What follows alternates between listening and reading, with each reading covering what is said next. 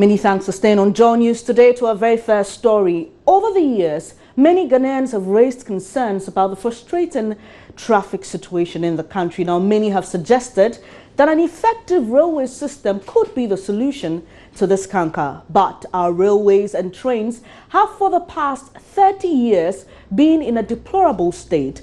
What has happened to the once buoyant transport sector? Wanda Hagan finds out.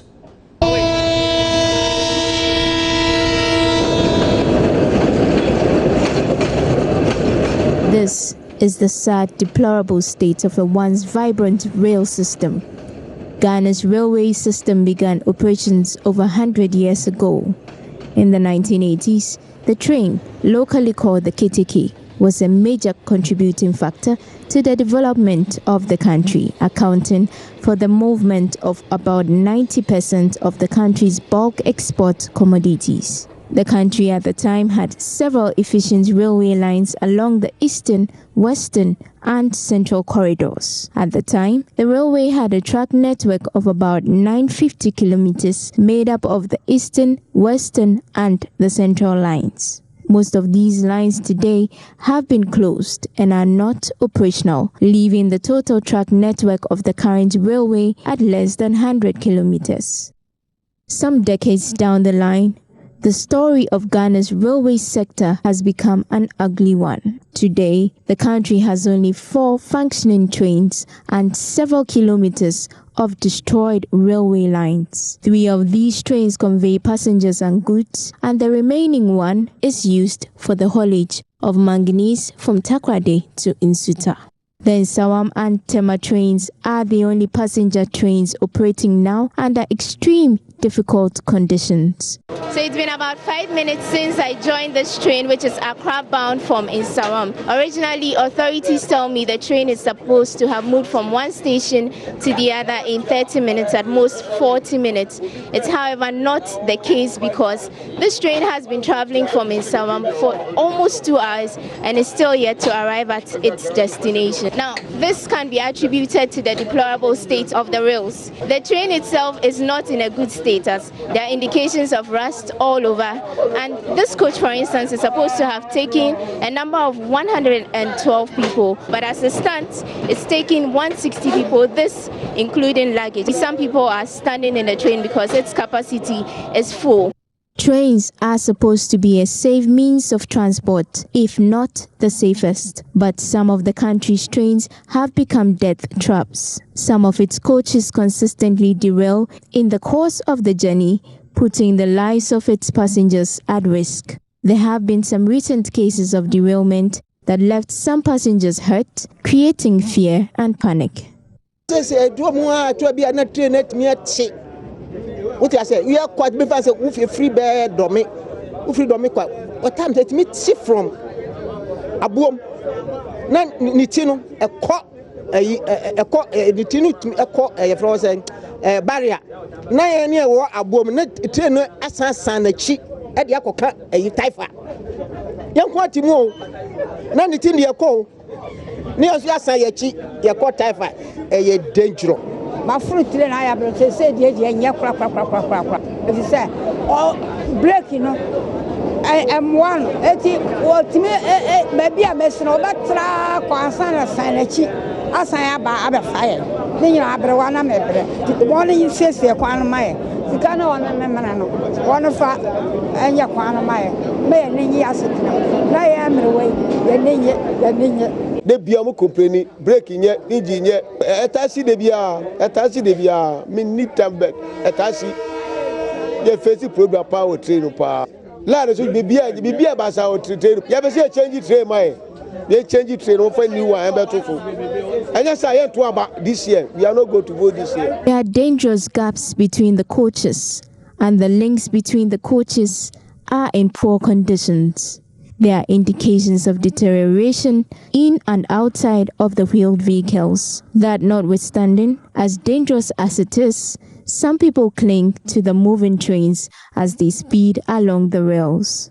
The poor management of the country's rail system is negatively affecting road users. The congestion on the roads leaves commuters very frustrated and stranded, especially in the rush hours when they have to maneuver through the heavy vehicular traffic, spending several hours on the road in a bid to get to work or home. The focus of successive governments over the years have been primarily on building road networks, relegating the railway sector. Several roads and flyovers have been constructed by the various governments in a bid to deal with congestion on major roads, but the situation keeps worsening. It's been difficult planning the route. You realize that we've not gotten into the rare Xmas period, but the traffic is heavy. Now it takes me close to about 1.5 hours to get to work. You see, I have to set off from the house around 6:30, and it's past 8. I'm still at Kanishi, so you can wonder when I'll get to the office and when I can even start work. All over the world, countries that have developed to the envy of third world countries have built strong transportation systems to ensure the smooth running of their economies. So what is the way forward? Looking at a transport means that will ease the burden of cost, aid in reducing congestion on the roads, keep passengers safe and comfortable, and aid in the development of the country in terms of export commodities. Rail transport is the best solution. Wanda Hagan, Joy News, Accra.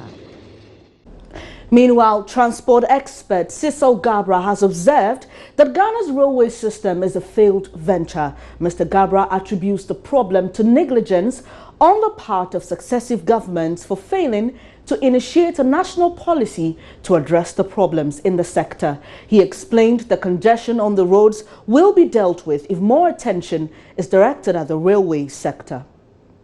We have failed as a nation. And, I say it as it is because it's a fact. We have really failed, because if you look at Kwame Nkrumah's setup to develop Ghana on both transport and the railway system, we have failed. I'll give you a very good example. Pick up the ring road and ask yourself, why do you have this island? Let me use the word island for people to understand. Island in the middle of the road. Because they are big, they are not normal median. Precisely. You have a dual carriage, but there's an island which is equally big, quite bigger, like a whole dual carriage.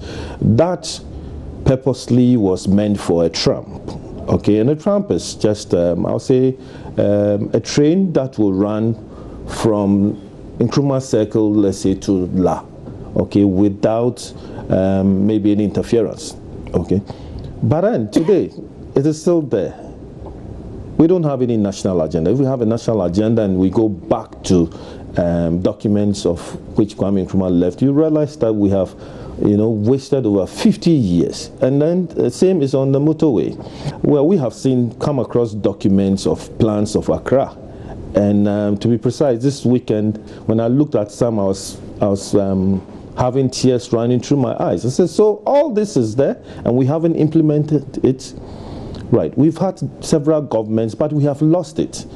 Accra is fully populated now. If you look at the transport system, it is totally collapsed.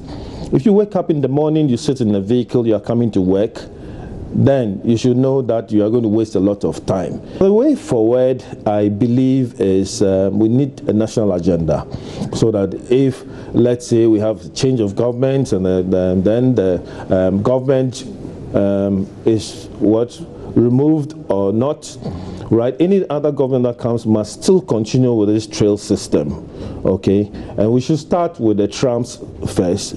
If we are able to put up trams, that alone will ease Accra immediately. Away from the railway sector, it was implemented at a time majority of Ghanaians were calling for quality health care. But after years of its implementation, some Ghanaians are already disenchanted in the National Health Insurance Scheme. But Health Minister Mr. Alex Segbefia says the woes of the NHIS can be attributed to the exponential growth of its subscribers. This, he says, has ballooned the amount the NHIS has to pay in claims. He is, however, hopeful a review of the scheme, which has already started, will save the scheme from its current situation.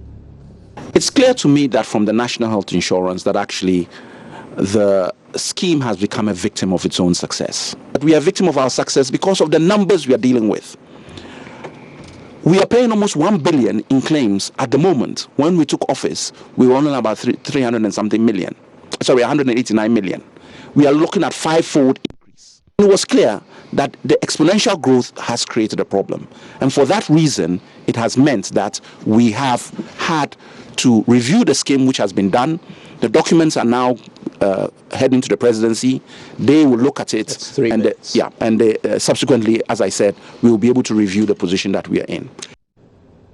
But Dr. Matthew Opoku Prempeh, who represented the MPP on the health debate on the Super Morning Show, believes the Ministry of Health has not set its priorities right, thus the numerous agitations in the health sector.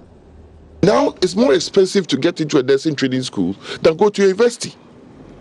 Under his watch, particularly. Not under any other Minister of Health. Under his watch. Nurses will have to pay about 4,000 Ghana cedis. Even the universities don't charge that much. You've cut their monthly allowance, and you are saying you're going to promise them what? Students' loan scheme. When the allowance was about 400 to 500 cedis a month, and the loan scheme the whole year is about 1,600. Why robbing Peter to pay Paul? And in this same ministry, they oversell forms to students who want to go into nursing training institutions. The oversell is that they have mounted millions. And what does the ministry use it for? Not even to plow it back into the training institutions, especially when their budget was cut, administrative budget was cut so much. They decide to build MOHTV, buy cars. This is the ministry that hasn't got its priority right. That's why there's so much agitation in the health sector.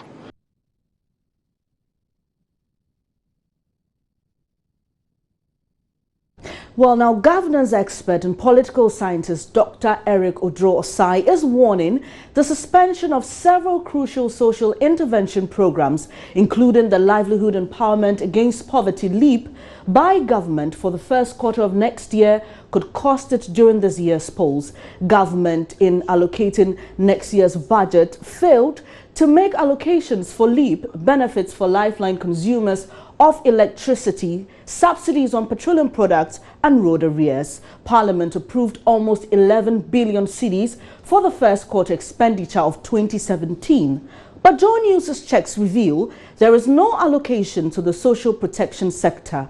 Dr. Osai, who is also the Dean of Institute of Local Government Studies, says the action of government is not good enough. Interventions are very important, looking at the nature of our economy and the type of country we have. Now, when you look at the way disbursements of social interventions expenditure are made, they are made after the first quarter. For instance, if you look at the Digital Assembly's Common Fund or even the LEAP or any other social intervention, the first disbursement would have to go in the first week of April. The reason being that the resources will have to be mobilized by the revenue generating agencies in the first quarter before the money can be made available. Now, the expenditure and appropriation that the Honorable Minister presented to Parliament, my understanding is that it is for critical recurrent expenditure that cannot wait the transition after any election, so that the government machinery, the critical elements of government machinery can run. But we all know that when it comes to social intervention expenditure, it is normally incurred after the first quarter. That is when the revenue has been mobilized. The expenditure and appropriation that the Honorable Minister presented to Parliament is in anticipation of critical government expenditure needed for the government machinery to run, taking into consideration the outcome of the upcoming election. So I don't think the fact that it is not in the estimates submitted by the Minister for Finance, it means that we are not giving priority to it. We are giving priority to it, but I think that the Minister is not prepared to tie any government hand until the government comes to us. So that is how I think. It is not a problem. It is not as if it will not be done. I think adequate provisions may have been made to allow the LEAP and the other systems to run up until such a time that the required amount can be dispersed in the first week. And indeed, Doc, you are a governance expert as well as a political scientist. Looking at this, it's already out there. People who are poor in the villages expecting that at least within these 3 months, as usual, they will get their monies. Now they are hearing that within the first 3 months of next year, they may not get the monies they need. Do you think that 2 months to elections, this could in a way affect the government in terms of vote in any way. Yeah, definitely. Gender and social protection, the ministry that is responsible for the management of the leave does not come out with a communique and then explain matters to the people. It is likely to affect the government because they think that is the problem for them. So I found the Ministry of Gender and Social Protection to come out clearly on the modalities they use, so that within this period, the first quarter of 2017, the leave beneficiaries and other beneficiaries of the existing social intervention program will not suffer. Else, if they get to know that they are going to suffer in the next year, it can affect the government in terms of. Dr. One of the main responsibilities of a government is to protect the poor and vulnerable in society. And so, moving ahead, what do you think could be done to ensure that every transition year, something like this will not happen, where the poor that people are looking forward that they should be protected are rather, put on this side? I think government should prioritize the needs of the poor. Government should not play politics with social intervention. Government adequate provisions are made in between transitional periods so that the average Ghanaian that is poor and so much on government will not suffer.